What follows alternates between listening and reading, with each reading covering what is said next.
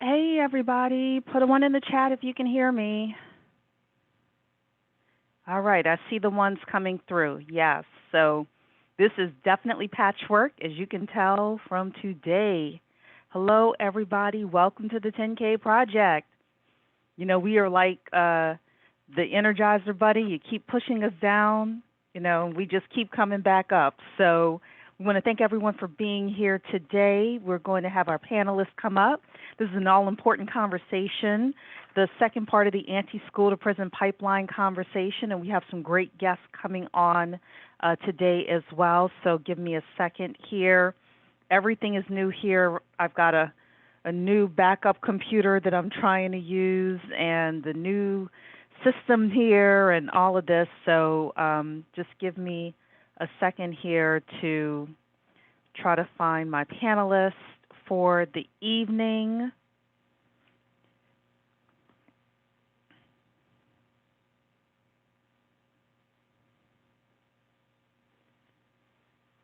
Don't forget to put your city and state in the chat so that we can say hello to you. Put your city and state in the chat so that we can say hello to you. Want to definitely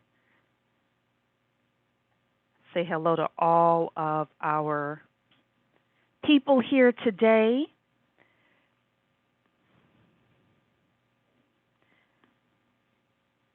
And of course, this is totally different from what I'm used to doing here. So, and my partner is not able to be here with us today. So, if our panelists are here, because I'm not seeing anybody's name, if our panelists are here tonight, put your information in, just put something in the chat saying panelists so I can find you, because I'm not finding anybody's name based on how I'm doing this. If not, then this may be a call-in show. So if you're one of our panelists, let us know, because I'm not seeing any of my names here for my panelists. Don't forget to put your city and state in the chat. Put your city and state in the chat. And if you're one of our panelists, let me know. Okay, then. Well, you know what? We are just going to revise it. Pardon the dog in the back and all of that as well. Okay, so tonight's conversation is all about the anti-school to prison pipeline conversation that we have been having. This all started a few months ago when we saw the news story of the young man who was a senior in high school, and he was set to graduate, and he had a 0.13 GPA. The median score, he was in the median middle part of the class, high school class in Baltimore. His mother said that she had no clue that he was flunking school, and the system came in and basically sent him back to ninth grade, which pretty much means he's probably not going to graduate high school ever. He may get a GED, he may become fortunate some other way, but that really touched me. And what we wanted to do was not just litigate the problem, because we know that there's a problem. If you're a parent out there, you're concerned. If you're just a citizen like me, you're concerned as well, because as I get older, I want younger people to come behind me who are able to read, write, count, think, strategize. And a lot of the lessons that we get from that is, number one, through life, we know, but number two, through the power of education and being able to read and understand. And how can we build Black wealth as a community if our young people are not able to do these things? So the question that I really had for the community is, okay, how do we work on this problem as investors, as entrepreneurs, and as service providers or people who have businesses that we are providing within the community? How do we do this? So, Oh, and for those of you who don't know, this is the 10K Project. We're the largest community of small dollar investors who actively fund Black-owned businesses. And when we come together, we fund our own businesses. We're able to profit from our own innovation. We're able to create jobs in the community, and we're able to work together to build Black wealth. So if you're not a part of the 10K Project, we definitely want to invite you to come and check out our website, the10kproject.com. But coming back to the conversation, how do we, as a community, how do we come together in order to help some part of this issue? And what I'm going to do tonight is open it up for people who want to come on and have a conversation with me, because I don't want to talk by myself. And I don't have notes here. I was supposed to have panelists, and I don't know what happened tonight. So if you are supposed to be a panelist, put panelist in the chat so that I'm able to find you easily. But I'm going to invite you to come up within the community and talk about this as well. You can talk about it from an investor point of view, meaning that many of you have been part of our Bet on Black pitches. Are there specific types of businesses that should be featured as a Bet on Black pitch where it would make sense? And then if you're an entrepreneur, are there specific things that you can do, thinking about doing, et cetera? And it doesn't necessarily have to be starting a school or starting a nonprofit or a mentorship program. It could be internships. It could be starting trade schools, or maybe you have a recruiting business where you're able to help young people get jobs and discover themselves, et cetera.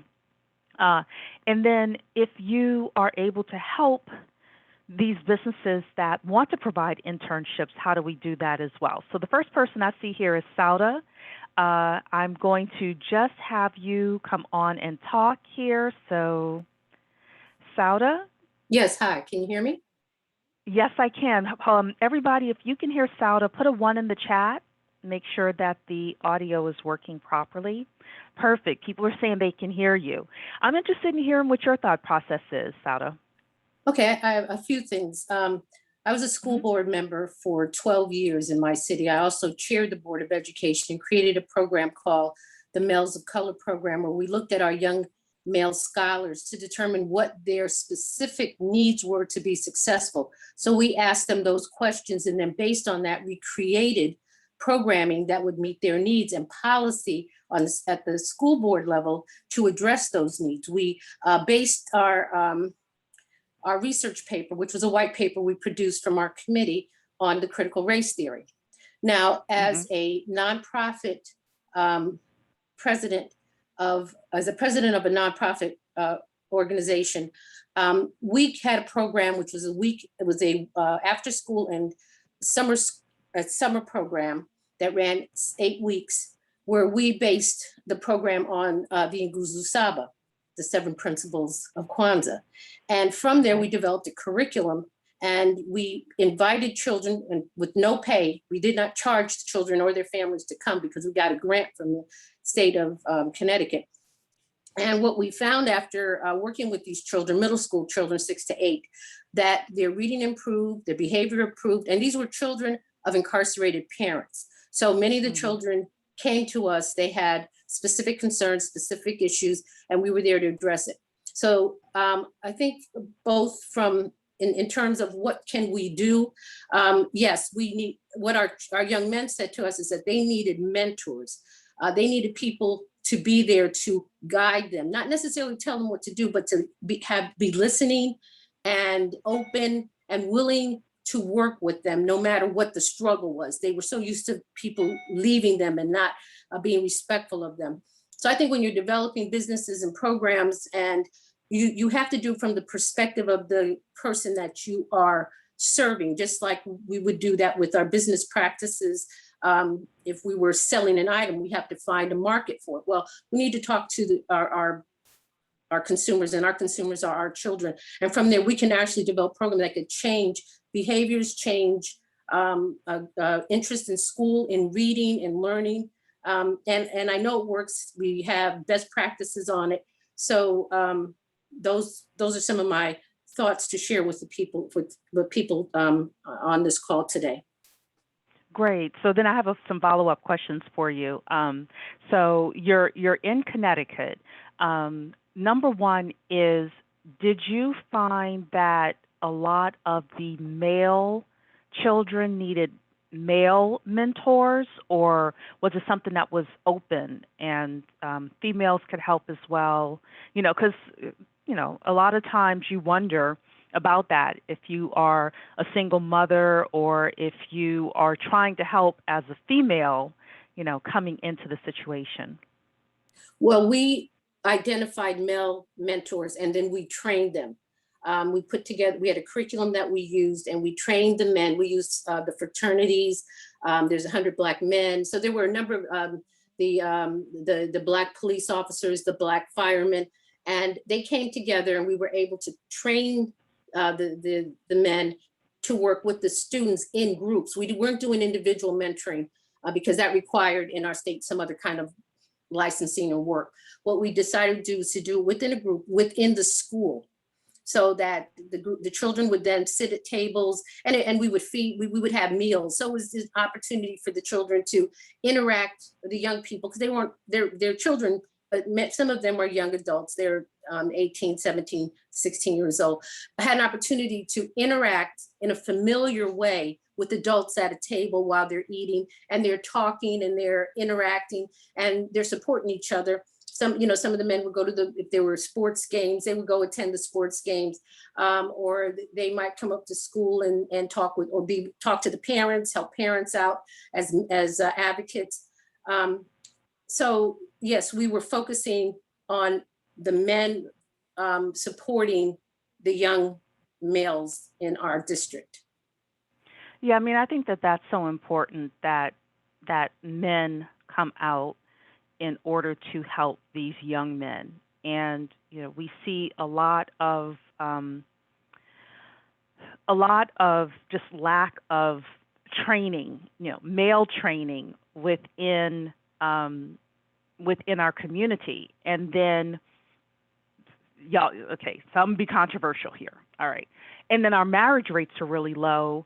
And when our young men do decide to get married, their divorce rates are really high. And I don't have any proof of this. I haven't done any research studies on this at all. But I partially do think it's because, our young men are not getting trained by the older men with regards to not only how to be men and career advice, but also how to lead a household. I don't know how you feel about that. If anybody else has something else they want to say about it, I'm definitely going to bring Nicole up. But Sauda, I'll let you speak on that if you want to add something.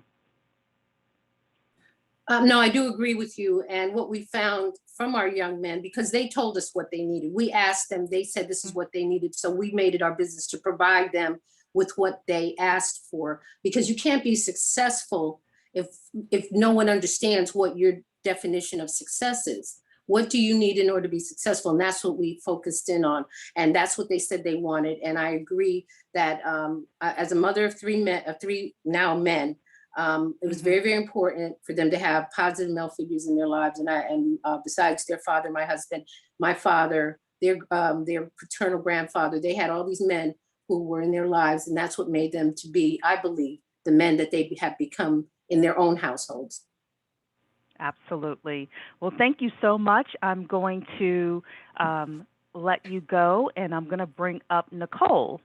So here we go, Nicole. Hello.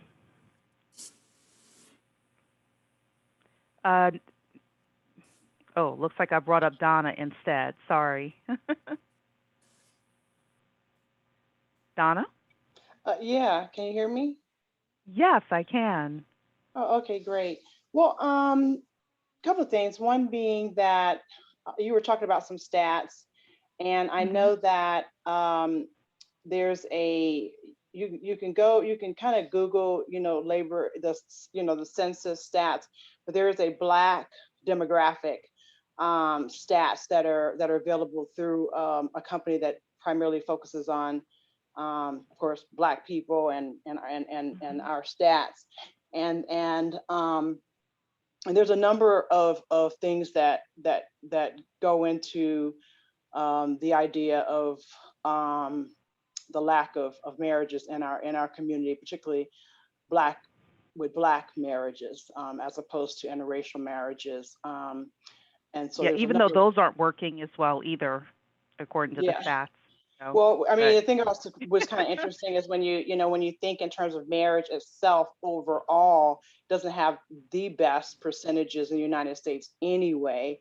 yeah, But but the number of Black women that are unmarried, there's so many reasons behind that.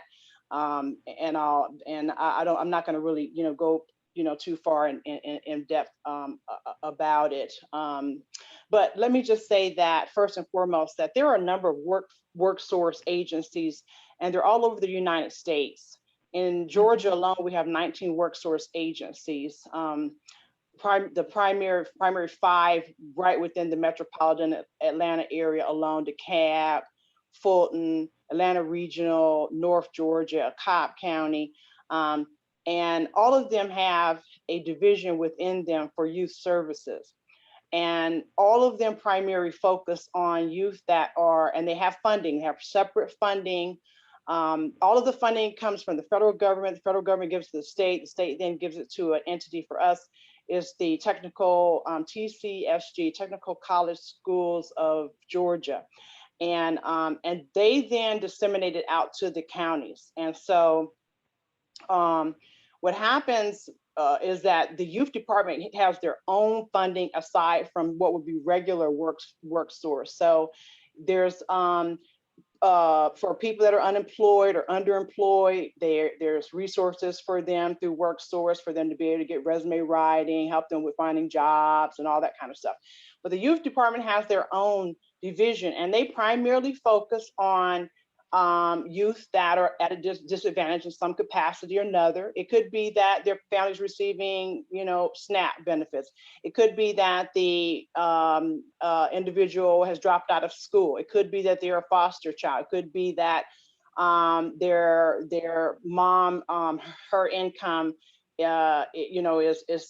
doesn't, when you divide it up amongst the children or the people that she's supporting at home, ends up almost pretty much being below poverty level. So there's a lot of different nuances to it, primarily to help, children, young adults, I should say, between the ages of, and it varies by county.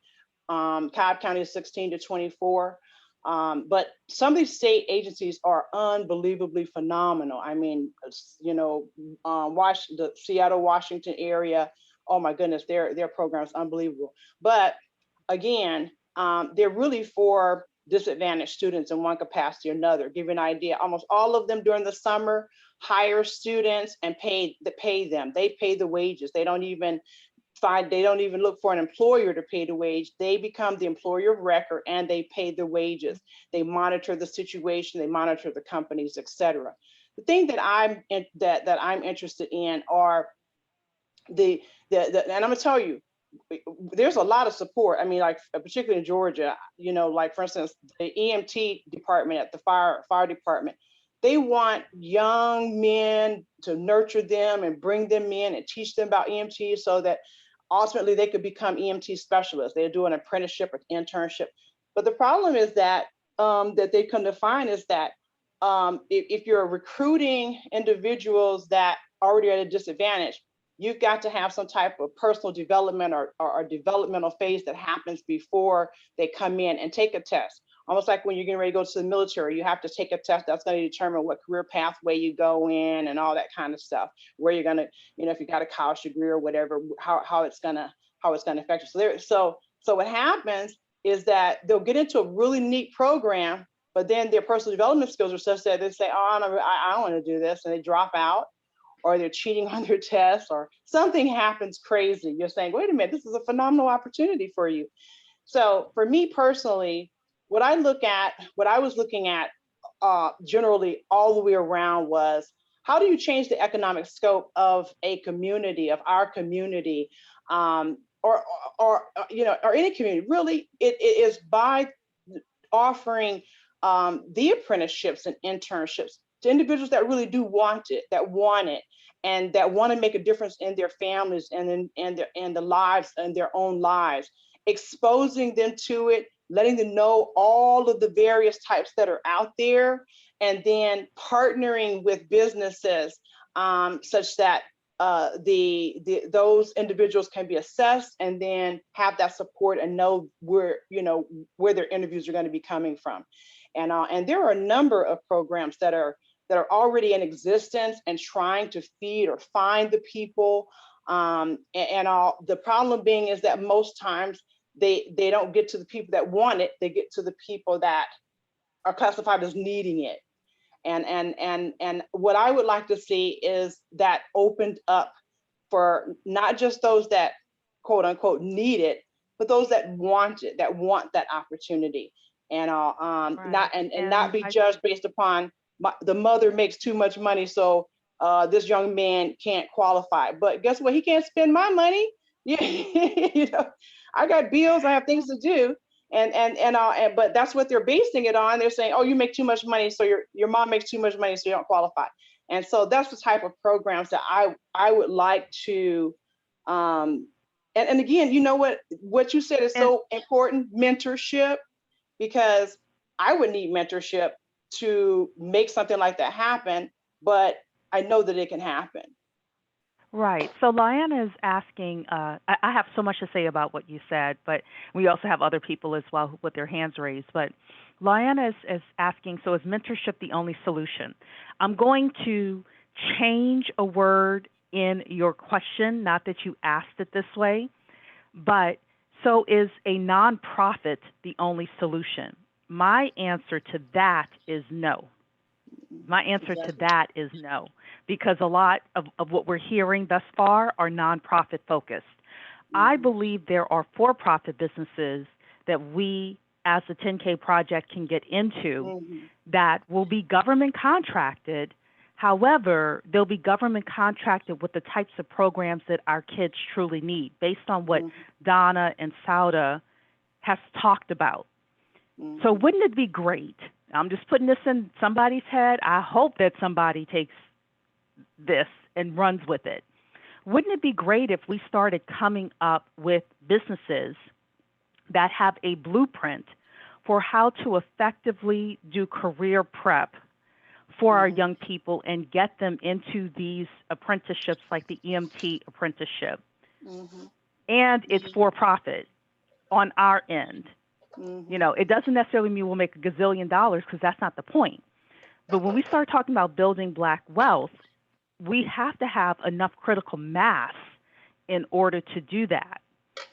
So, you know, if you live in a county where you're like, look, we have the ability to get this government grant, but the bank isn't going to give us X amount of dollars in order to have a line of credit, and we've got to have a line of credit because we all know, you know, the difference between when payday is and when a specific county is going to give us our first check, right? That's called bridge capital, and we'll talk about that a little bit more in a subsequent call.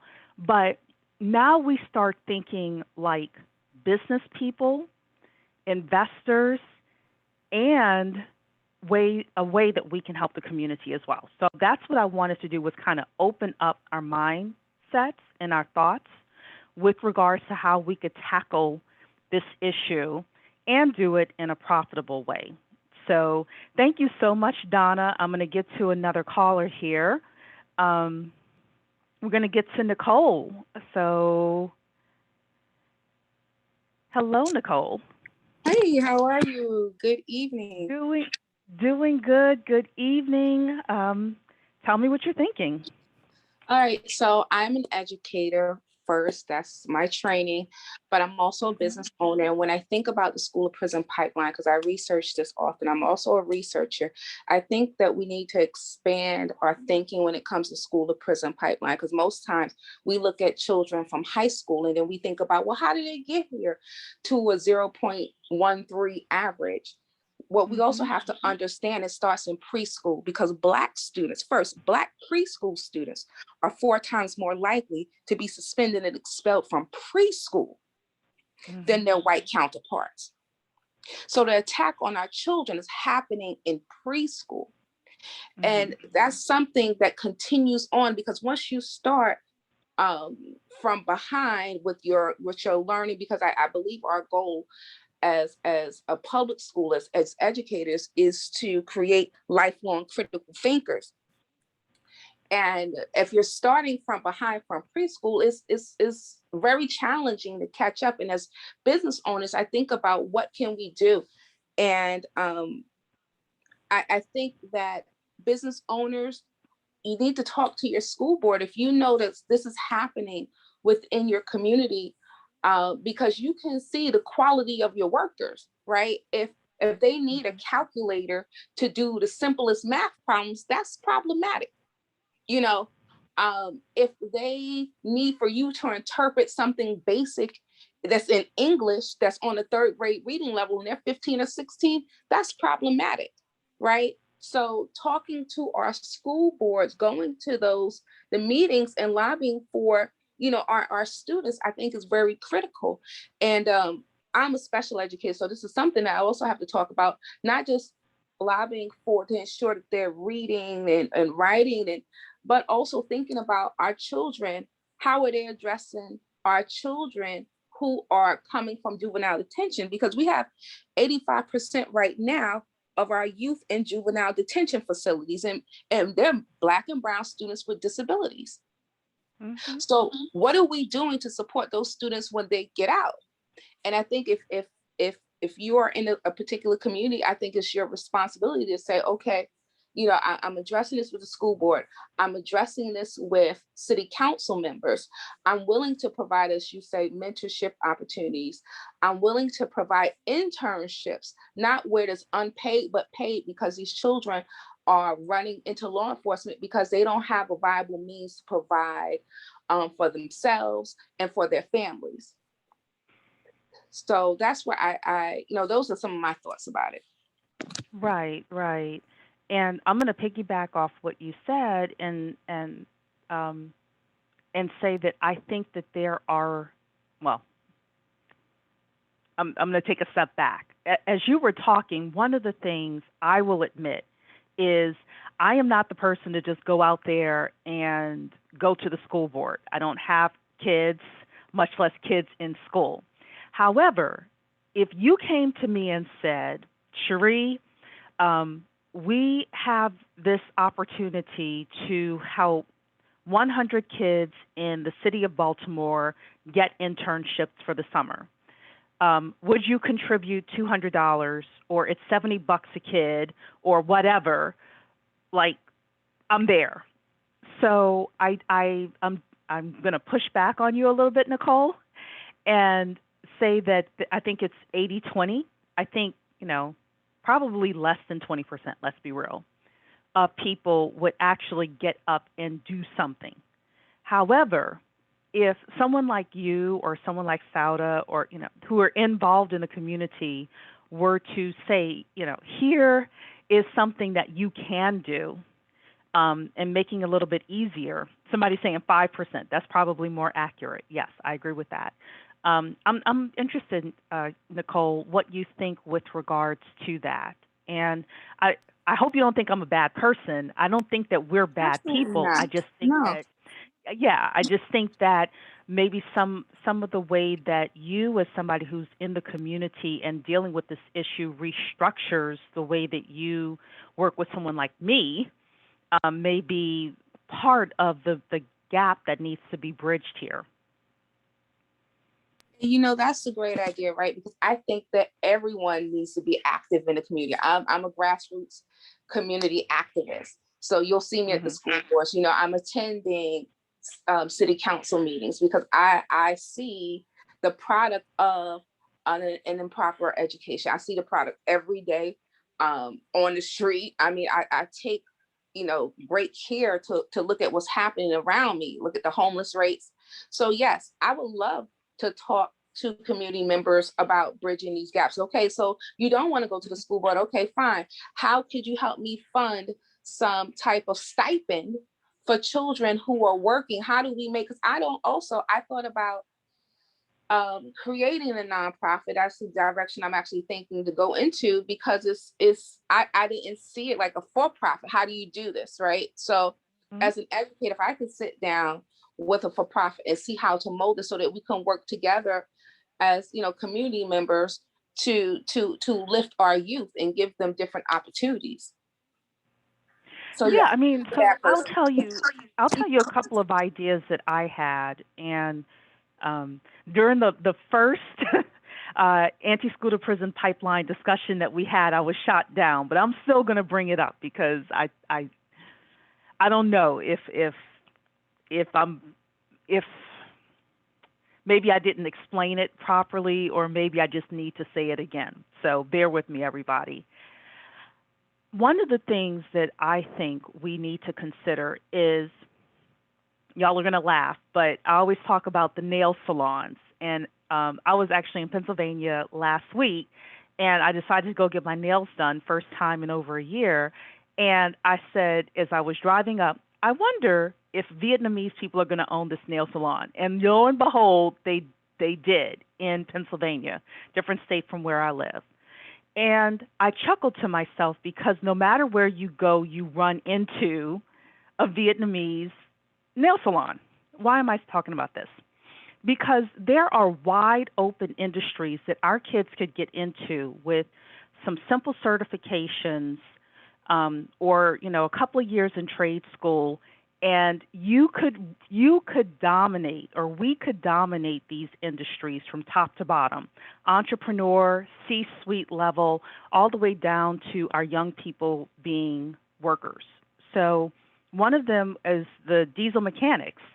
67,000 openings for diesel mechanics, and there's going to be a huge need to replace ones that are starting to retire. Appraisers, even handymen, things like that. And I'm going to bring up a couple of other people, Nicole, but you're welcome to chime in again later. But I'm curious if there is a way for us to train our young people, understanding that they need personal development when they come into these training centers, as well as skill development, and for us to actually create some skilled training centers for our youth, and even be able to pay them for internships while they're studying in school or something like that. We can work on the business plan together, right? And then when the kids graduate, then you also, from an entrepreneur point of view, have the ability to place them into jobs. And as the company, you're able to get a placement fee for training them, recruiting them, training them, getting them prepped for jobs that are wide open. Jobs that are wide open. So we have so many hands here, Nicole. I'm going to go to the next person. Thank you so much. I'm going to go to Tanita. So, Tanita, you're up. Hey, hi, how are you? Hello, Miss How's Gray. I'm everybody? good. Hello. Thank Oh, I'm sorry. One thing, Tanita. Sauda and Nicole and anybody else who's spoken thus far, if you can put your name in and your contact information into the chat, because people are starting to ask for your contact information. So if you would please do that for me. Go ahead, Tanita. Okay, I'm just stepping outside for a minute. Sure. I'm really interested in this conversation because I am, my industry is a little bit more novelty. It's footwear development, manufacturing, but I also have 5 children, and I've been homeschooling for the last 17 years. one of the reasons why we decided to do that is because we wanted to have control over what was being fed to our children. And Mhm. after taking a look at even myself, I did great in public schools. Public school is fine, but we thought about what we wanted them to learn. And Mhm. I also thought about just now when you guys were talking, like with other kids when I was in school and high school and things like that, and what they would say. School is boring. We're learning the same stuff over and over and over again. But not only we're learning the same stuff, but we're not even learning our stuff, right? We're learning someone else's story, someone else's history, someone else's successes. I'm kind of regurgitating what I wrote in the chat. We're seeing someone else's image. We're seeing someone else do something that we think we should do also. And then when they get out there, or when we get out there, even after we've gotten our degrees and our doctrines and all this kind of beautiful paperwork to show, we can't even thrive in those industries that we're trying to be successful in because it's not Mhm. ours, right? So Yeah. my thought process was that road between prison, the school system and prison, maybe we need to have our own. And I know that there are some schools being developed over on the East Coast, and people have these institutions that they're building. We have these historical Black colleges and that kind of thing. But I think about, even 1901, maybe, right? We were out there being inventors. We Mhm. invented things to make our lives Mhm. easier, but we were inventors. Right, where is that textbook? Because I never received it. I never received it in grade school. I mean, I learned about the same, the same inventors, kind of George like, Washington Carver, that's the only inventor yeah, we know about, yeah. right? Okay, so now I know soybeans and peanut butter and a traffic light, Mhm. right? But Mhm. we didn't learn that Con Edison did not make the darn light bulb. Yet we Yeah. have Edison on the West Coast, Edison on the East Coast that we're paying to for electricity. So imagine if the Mhm. kids that were like, oh, school is boring and we're not learning anything, if they learned that on a consistent basis, not only in February, right? So it would make me want to not listen. Like, I don't want to hear Mhm. it, right? So I was brought up with an aunt that was in the school system, and my mom was really like, pushing finished school, and I just didn't mind it. Like I enjoyed being in school. I was with my friends and we all had good grades and all this kind of stuff. So it was fine. But when I had my kids and I saw what was really out there, especially even doing homeschool with the charter school and seeing how Mhm. old the books are, I couldn't I'm floored. I'm floored. And I'm that is again, like someone mentioned, like, agriculture or farming. Yeah, that would be cool to do. That's what we do. We get in, our hands are dirt. We look like dirt, but nobody wants to be a farmer, right? Till it becomes popular and it's a trend. But when you're reading that, about the green belt and all that in the schools, and you don't see yourself, and the only time you see yourself on a farm is when they're talking about slavery, it's not interesting. It's not appealing, and it's a downer, really, right? It's almost like it's really depressing in a Yeah. way. Yeah, I mean, So I think that slavery, the history of slavery is important, but it's not the only thing yeah, that defines us.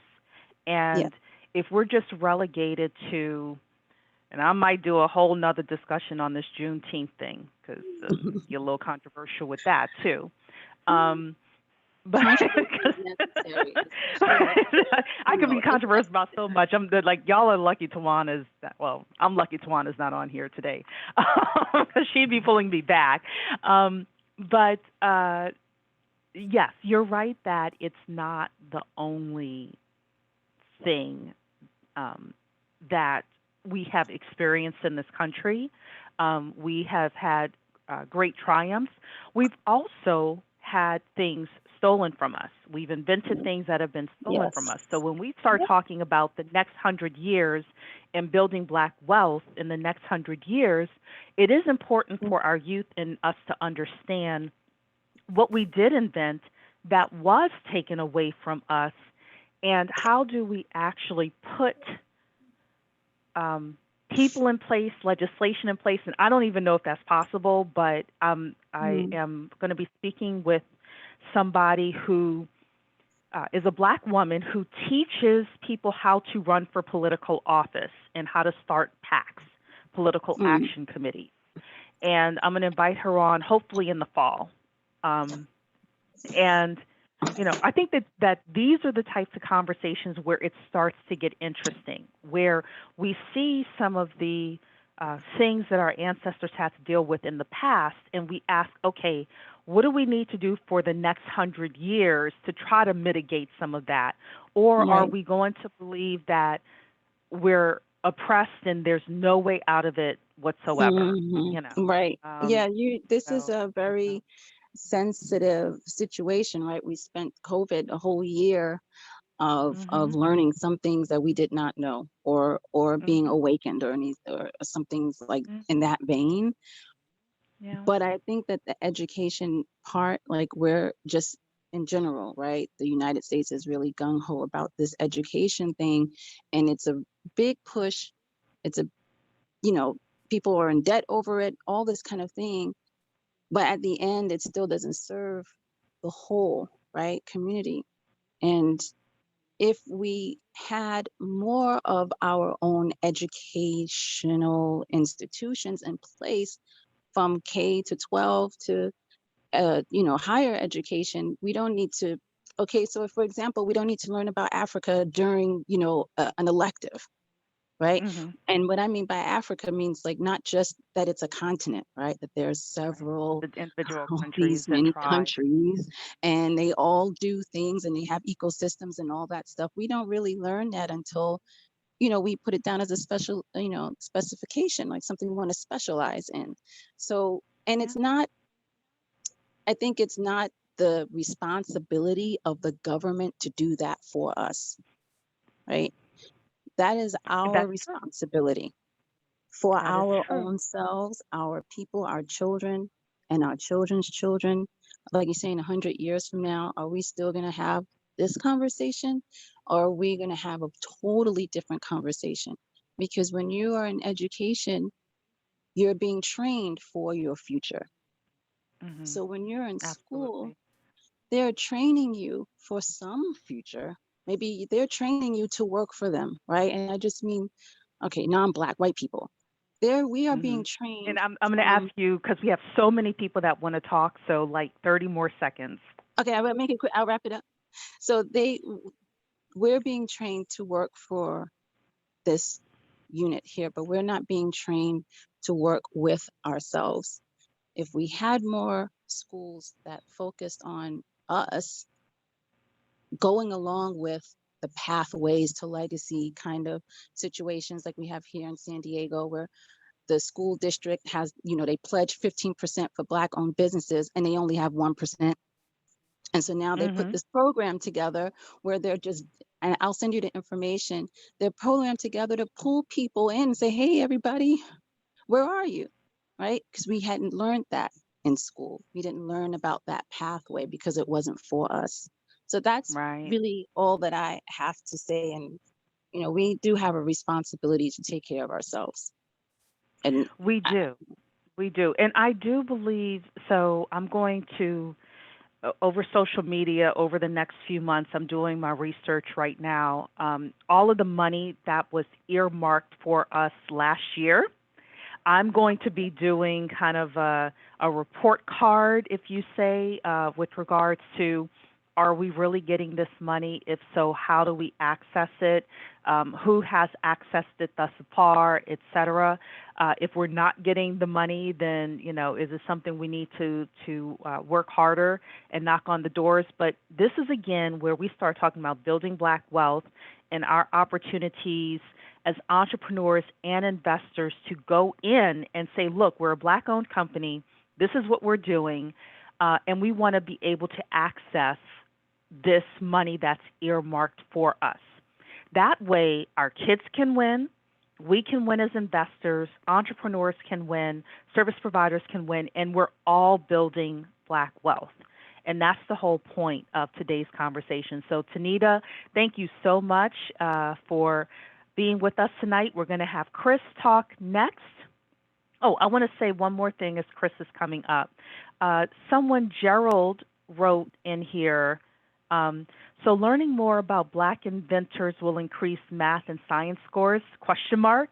I believe I personally believe that it would not only help math and science scores, it would help reading, it would help comprehension, it would help personal development, communication skills, etc. So, and not just Black inventors, but all sorts of people who blaze trails within our community. So I did want to illuminate that comment. And Chris, you are up. Can you hear me? I can hear you. I hope you guys are having a great evening. I just want to chime in real quick.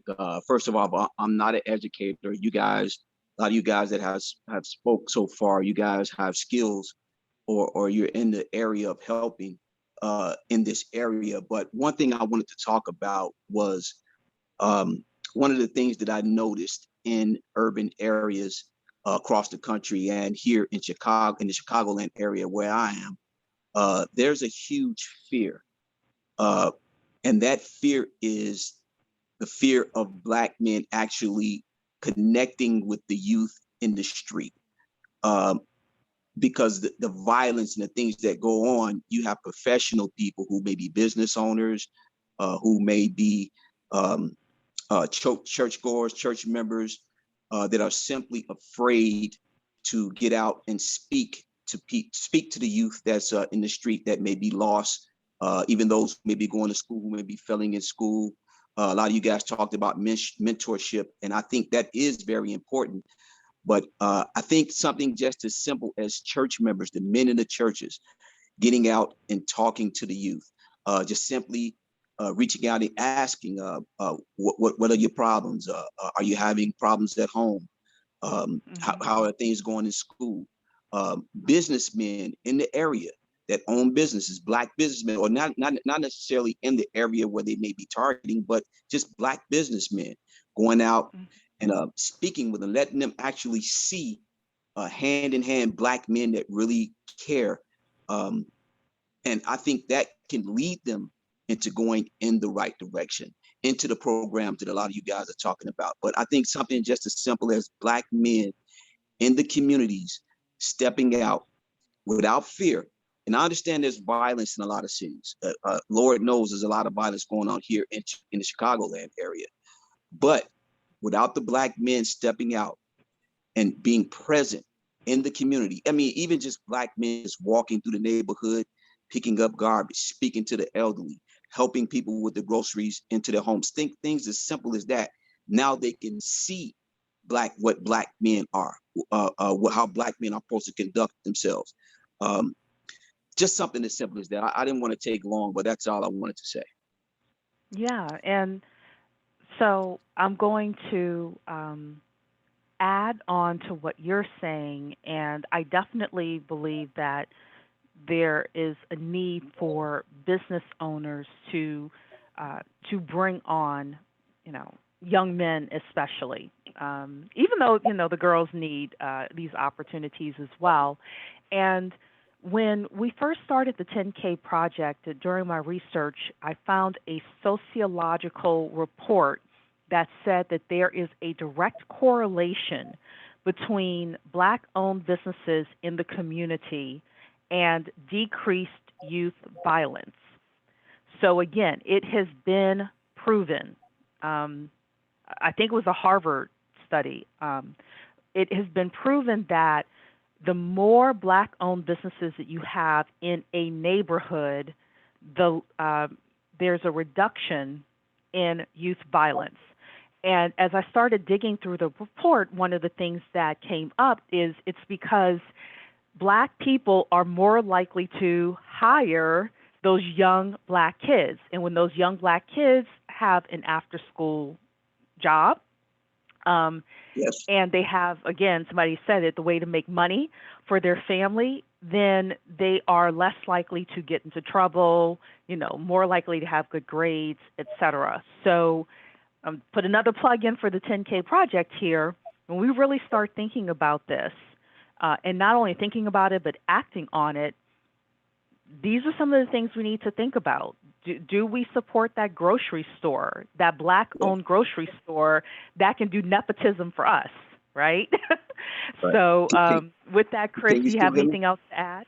Yes. You hit Hmm. it on the point because I was fortunate enough to grow up in a neighborhood that there were Black business owners, the corner grocery store, the cleaners, the record shop, barber shops, of course, beauty shops. The medical center that was by my house was Black owned when I grew up. And my first job was at a record shop from a Black owner. Um, I had a couple of other small jobs cleaning up at grocery stores. They were Black owned. So you're on point with that. With seeing Black owners, um, it kind of inspired me to want to start a business or whatever. So you're on point with that. Yes, yes. And as an investor, if someone came and said, hey, we're going to have a nice Black-owned grocery store similar to a Harris Teeter or something like that in the middle of Chicago, who wants to invest, bet on Black Pitch, I'm there. And I think that a lot of us in this community would be there as well. So thank you so much, Chris. We are going to go to our next person, who is LaAnna. LaAnna? Yes, thank you, Lana. Hi. Yeah. You had mentioned, hi, how are you? Good.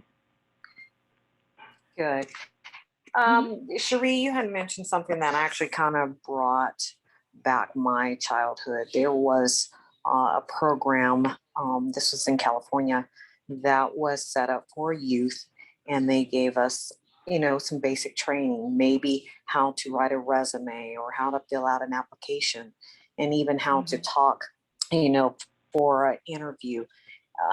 Just with that concept alone, and with the kids from school to pipeline from school to prison, maybe have different little workshops where it can help with those with reading or math, and then talk about Black wealth, or owning your own business, to incorporate different small aspects about life, and then maybe connect with companies or businesses, where these young kids can, maybe possibly be hired, or, then have a few mentors or so established for those that really need help, or those that can tutor for the ones that, are really having a difficult time with different subjects. But I know there are programs that are out there for adults like that to help them,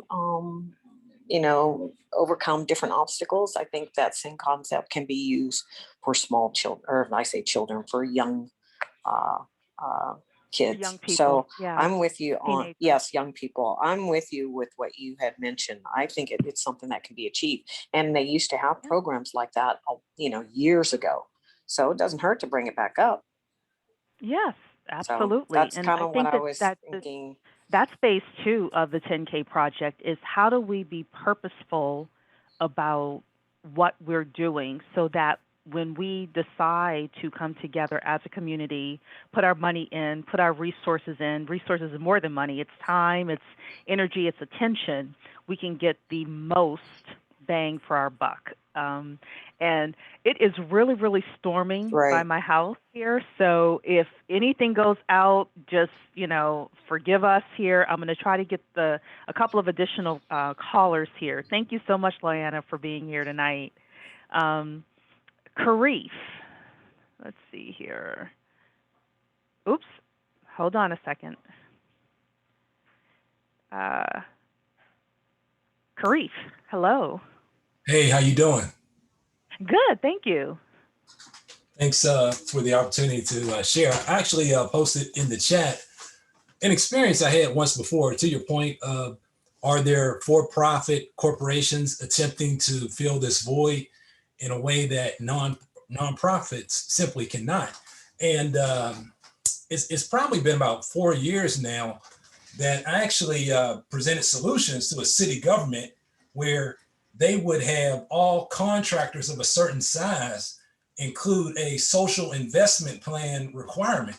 And this social investment plan requirement would allow for our young people to have opportunities, but it just didn't fly. So, there are opportunities to really intertwine our objectives to help our young people, but the desire to make it happen isn't necessarily there within some of the systems and entities that control the large sums of money so that you can truly have a business enterprise.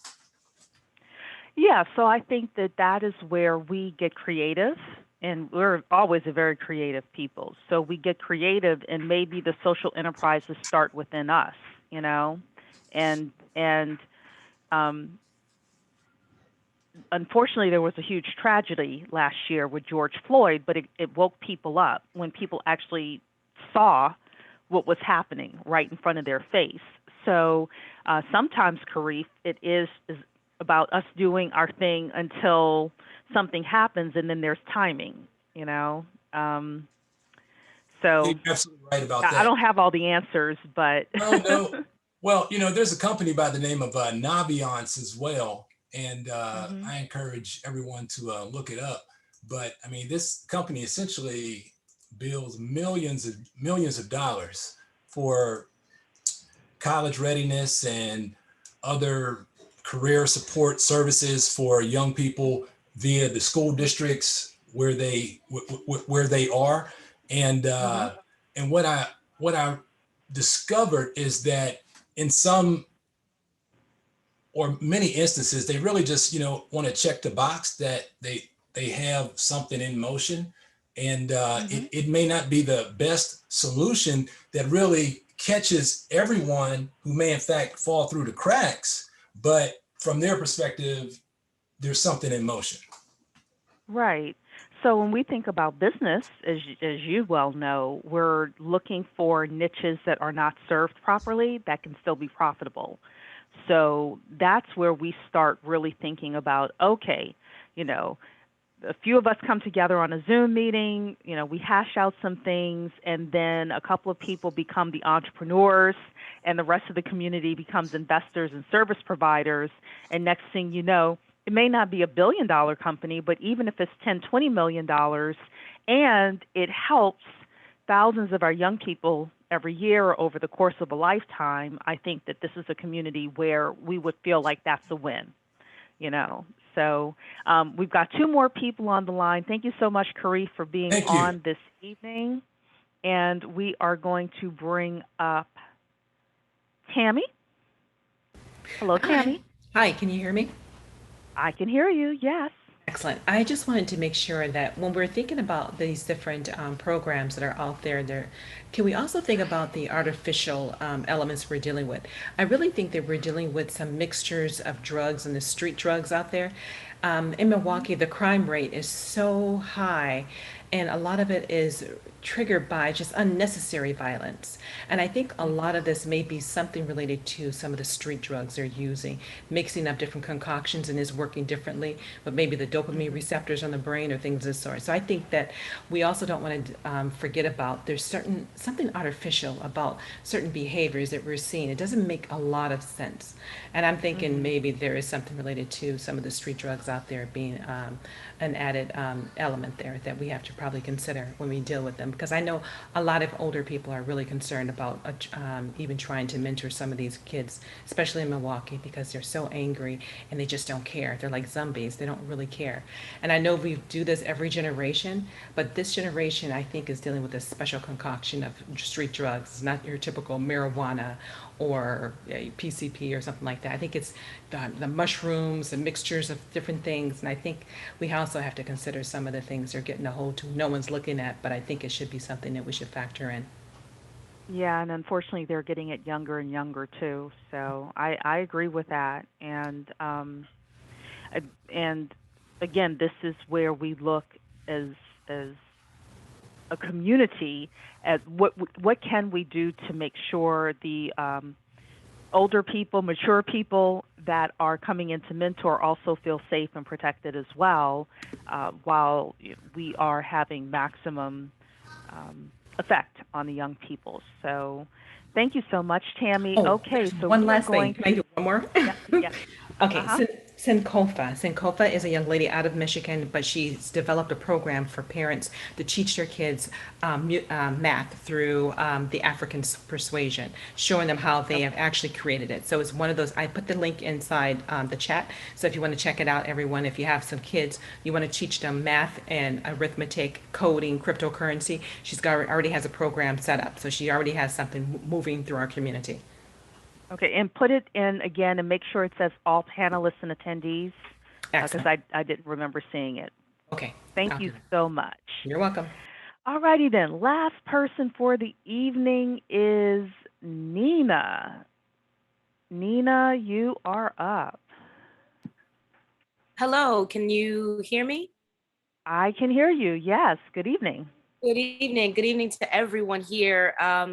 I resonate so much with what has been said regarding all the variation around this conversation. So thank you to all the previous speakers and to you, Cherie, for the incredible value that you guys have poured into the communities thus far. I'm going out on a limb to say that everyone is here because they're just, wanting to contribute their possible solution to the anti-to-prison pipeline. And as an entrepreneur, my company is my personal attempt at that contribution, right? So my question, Cherie, is like, how do entrepreneurs who are building out the necessary programs, both paid and free to the public, how do we fuel both of those aspirations separately? Could we talk a little bit more about the how to for the entrepreneurial side of the conversation? Just Hmm. as a small example, the mission of my company, Seed and Legacy, is twofold. The non-for-profit side focuses on a mandated curriculum that includes financial literacy, encouraging passive income powered by entrepreneurship. So some of those Okay. money concepts are cryptocurrency, investing, real estate, the real power of compound interest. Even if some kids aren't interested in learning a trade or attending church, or they may have other issues that are distracting them, at the very least, they're interested in money. So if we Right. taught us how to do that early and often, both for-profit and non-for-profit, that's what the goal is. The for-profit Hmm. side, though, is for my business is to help people who are starting to work for themselves today by teaching them how to monetize what they already know by expending no extra time nor energy, right? We need to implant Okay. all of these skills into our children. How do we go about this from the for-profit side? Okay. Well,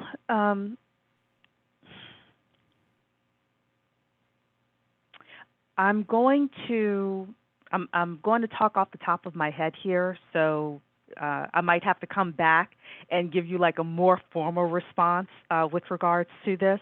But I'm going to take it from where or how I tackle a business plan. Okay, so the first thing we look at is who is the market, the who. Who are we serving? What are their greatest needs? Um, any kind of demographic information, psychographic information, et cetera, that we can really hone in on who this person is. The second thing I look at is how big is the market opportunity? How many young people, for example, can we serve? Okay.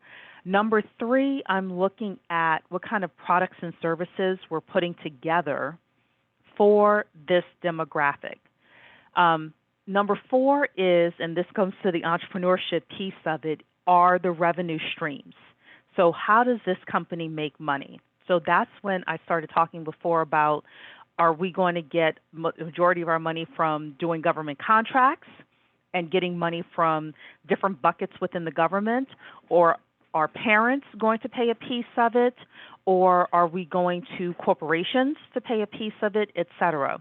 One of the big things within any kind of business, and I'm just talking about your for-profit side here, is the revenue streams and figuring out how this thing makes money, which I think is the most difficult part of this anti-school to prison pipeline conversation that we're having. That's why I think we're going to start having some smaller discussions when my schedule opens up, hopefully in the fall.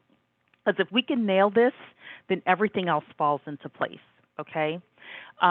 We're also looking at the team that we need. And team is not necessarily just employees, but who is going to make the engine run and how is it going to operate? So some people will need to be full-time employees. Some people will be volunteers. Some people will be, your CPA, your lawyer, people like that who are doing things, for a few hours a week or a month, et cetera. So within the entrepreneur for-profit side of things, that's what you're looking at. And then finally, it's what kind of cash infusion are you going to need to get the business up and running? So I think that all of that is what matters. And then with your nonprofit side is you may say on your for-profit side, a certain percentage of your net profits are going to flow into your nonprofit side. But even with nonprofits, you are able to have revenue streams as well. And this is where the inner entrepreneur comes out within your nonprofit side as well. So you want to think about those things. You may get for your nonprofit side for the you're teaching certain curriculum. Students may pay for tuition for certain classes, even though it's a nonprofit. You may be able to get government contracts on the nonprofit side. You could definitely get corporate to give you money as well. So you're looking at different types of revenue streams. I think I might have lost everybody. Oh, no, I can still hear you. Can you still hear You us? can still hear me. Okay, it's saying that it timed out then. So I hope that everyone else can hear. I cannot see the chat at all, so I'm hoping that everyone else can hear. I probably could do a better job if I were to sit down and kind of think about like how to put it together and explain it a little bit more. But let me know if you have any additional questions with regards to what I just said. That was incredible. Thank you so much, Cherie. I was taking notes vigorously, typing away. But I Well, was this certainly is being recorded, hopefully, so you perfect. should be able to go back and hear. Perfect. I'm happy to connect with you offline as well. I'll leave my information in the chat. And again, thank you guys so much for pouring into ourselves and our children today. It's always lovely to be here every week. Thank you so much, Cherie. Yeah, so I can't get back into the chat, so email me info@the10kproject.com, and perhaps we'll do another session that's just around the entrepreneur, anti-school to prison to pipeline, something or other. And for the people who are interested in that, we'll take it from that point of view. So thank you so much. And that is our discussion for the day. We want to thank you for being here. We are going to be here, of course, tomorrow night, 8 p.m. for the Bet on Black pitch. We have another great entrepreneur for everybody tomorrow at 8 p.m. And then next Monday, we have a gentleman named Brian who's coming in who has invested in over 130 equity crowdfunding deals. He has built a portfolio. He's going to talk to us about how he's done it, why he's done it, and how you can think about how to put your portfolios together as well as an everyday venture capitalist, which is what we all are. So thank you so much, everybody. Thank you for participating, and I will see you next week. Take care, everybody. Bye-bye.